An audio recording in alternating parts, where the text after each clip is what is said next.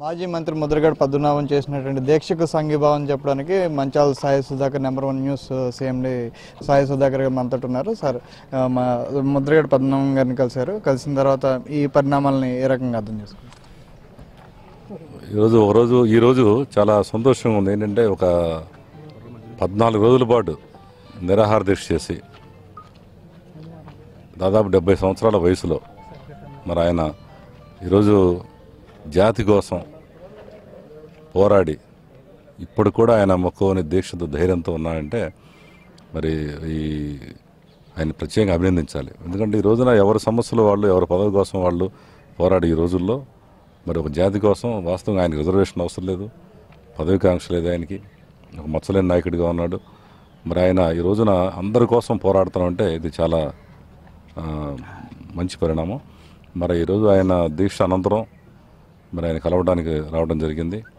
మరి మేము మాతో పాటు మిత్రులు కులాలకి మతాలకు అతీతంగా వచ్చారు. ఈరోజు చెప్పుకోదగ్గ విషయం ఏంటంటే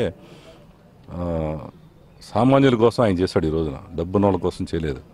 మరి దీని మద్దతుగా అనేక మంది సోదరులు, ఇతర కులాలకు సంబంధించిన వాళ్ళ ముస్లిం మైనారిటీస్ వచ్చారు. నాకు అదే ఆశ్చర్యంగా ఆనందంగా కూడా ఉంది. ముస్లిం మైనారిటీ సోదరులు వచ్చారు కలవడానికి.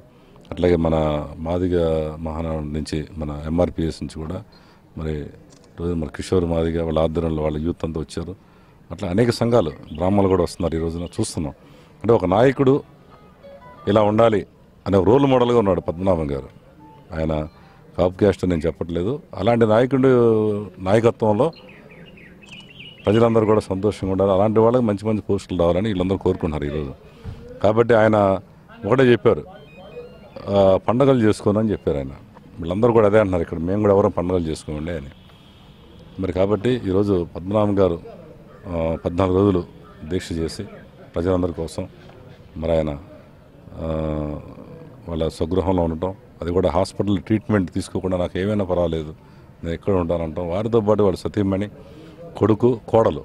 ఇది పెద్ద చెప్పుకోదగ్గ అంశం. ఏంటంటే ఎవరైనా సరే ఇంటికి వచ్చిన కోడలు నాకెందుకులే అనుకుంటుంది. మరి అమ్మాయి కూడా ఈరోజు ధైర్యంగా వాళ్ళ మామగారితో పాటు కుటుంబం అంతా దీక్ష చేయడం ఒక జాతి కోసం అది ఎక్కడా లేదు.